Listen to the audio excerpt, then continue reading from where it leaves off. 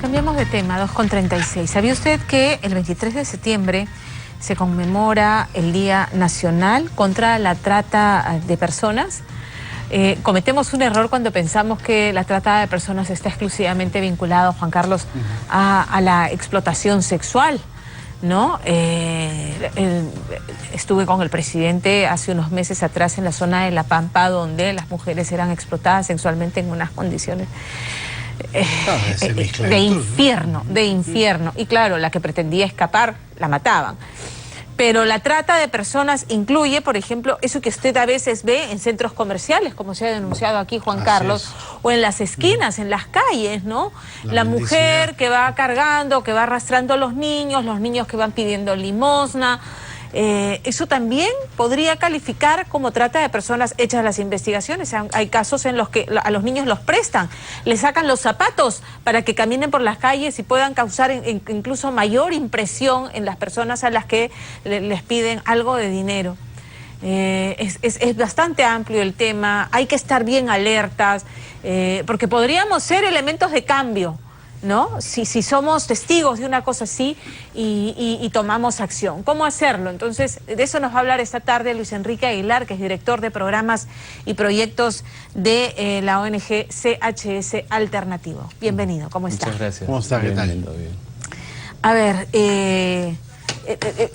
usted nos puntualizaba el tema, ¿no? No solamente es explotación sexual, que uno lo asocia directamente. Hay otro tipo de explotaciones que como que pasan dentro del escenario urbano, como que pasan desapercibidas, ¿no? Efectivamente. Digamos, la mayoría de casos que se han conocido por parte del Estado, cerca del 64% de los casos suelen estar vinculados a situaciones de explotación sexual. Sin embargo, la información que manejamos es que un 31% de los casos, por ejemplo, son de explotación laboral. Recordemos, solamente como un ejemplo, la situación de las Malvinas, que era una clara situación de explotación laboral y esclavitud, porque se presentaban los dos fenómenos a la vez, que es una característica también de los chicos la trata de personas. Está hablando del caso en las Malvinas de...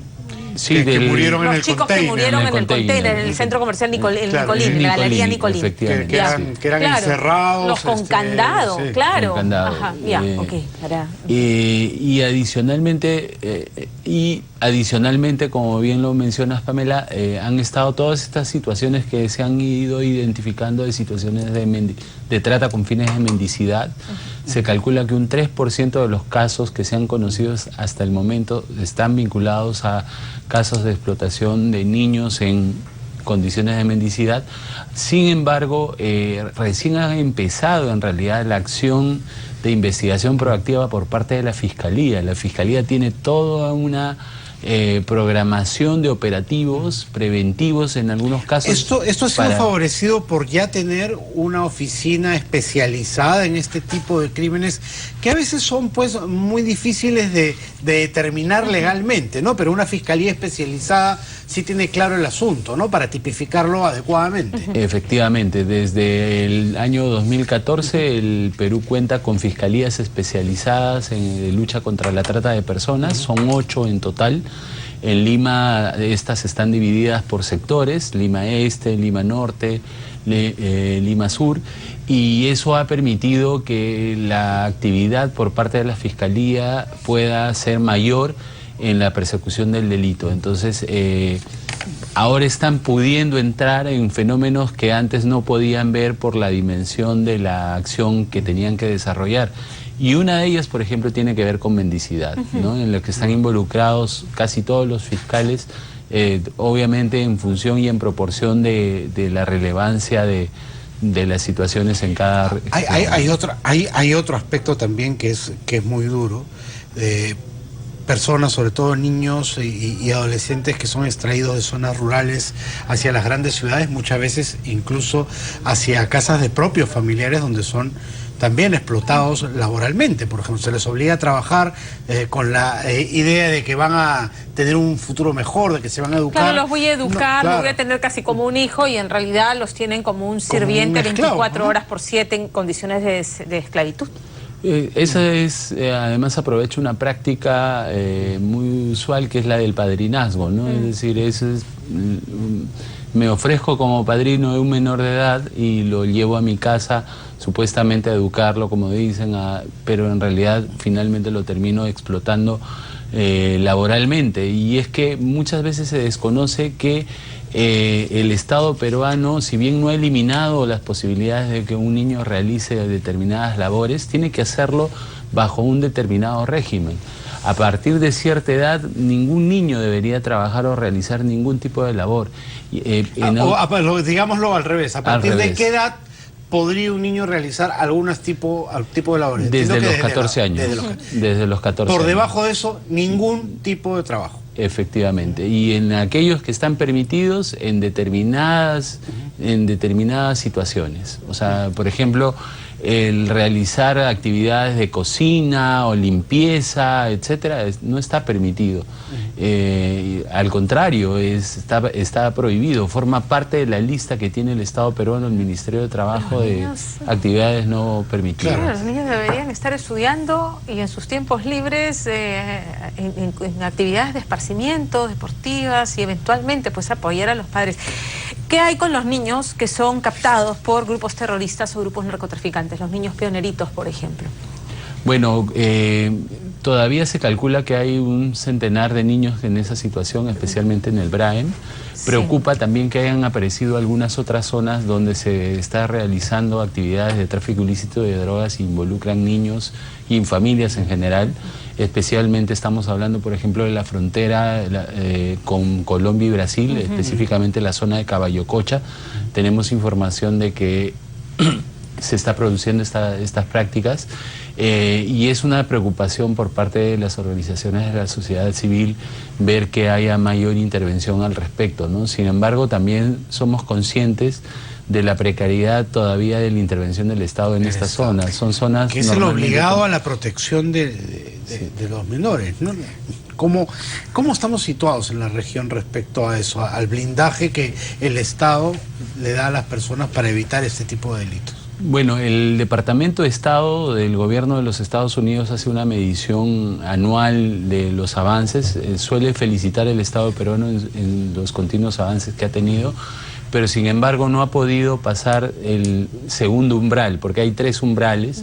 Todavía del Perú, desde que se inició este conteo o este informe, se ha mantenido en el segundo umbral y ya debería ser un Estado que, por el tiempo en el que viene desarrollándose además un plan nacional de lucha contra la trata, que lo tenemos aprobado, debería avanzarse al respecto. Sin embargo, creo que...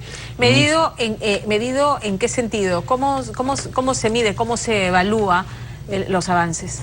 Básicamente lo que hace el gobierno de los Estados Unidos es pedir información a sus embajadas y a algunos actores aliados respecto al avance de la lucha contra la trata en cada país, y a partir de eso tiene un conjunto de estándares que son 6, que están establecidos en la Ley de Lucha contra la Trata de Personas en el Mundo que tiene Estados Unidos, y dependiendo de los resultados te colocan en alguno de los 3 umbrales que se utilizan, ¿no? Ahora, una cosa que no quería dejar de mencionar, Pamela, era la importancia de la voluntad política para enfrentar esto, ¿no? Y hay una voluntad que no se está demostrando y que creo que el 23 de septiembre pudo ser nuevamente una oportunidad para hacerlo.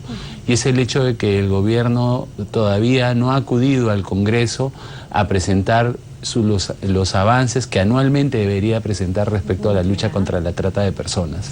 Ese es un pendiente que ¿Te genera una sospecha, una preocupación de que de repente son pocos los avances? Claro, no hay muchos resultados que exhibir. Por el contrario, ¿no? La verdad es que quienes estamos involucrados desde hace algún tiempo en la lucha contra la trata creemos que los avances han sido paulatinos.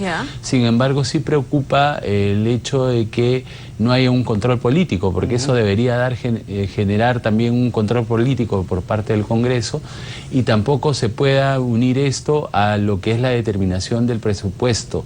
Este año se calcula que más o menos el presupuesto, en lugar de aumentar, va a disminuir. ¿Bajo qué argumento? No, justamente esos deberían ser los argumentos que se den. Claro. Otras urgencias. Efectivamente, pues estamos pasando de 7 millones aproximadamente de soles a 5 millones, que es lo que hemos podido calcular, que es lo que se ha solicitado, es lo que se ha solicitado para este año 2020, ¿no? En esta nueva ley. ¿Cómo es la incidencia sobre estas variantes de explotación? Leo que una de sus cifras es que el 98%, existen más de 3.000 casos de explotación sexual detectados en el país, y el 98% corresponde a la zona del oriente de la selva. ¿A qué atribuyen este fenómeno? ¿Por qué en la selva, dónde se produce más la explotación laboral, el tema de la mendicidad? ¿Hay un mapeo de eso?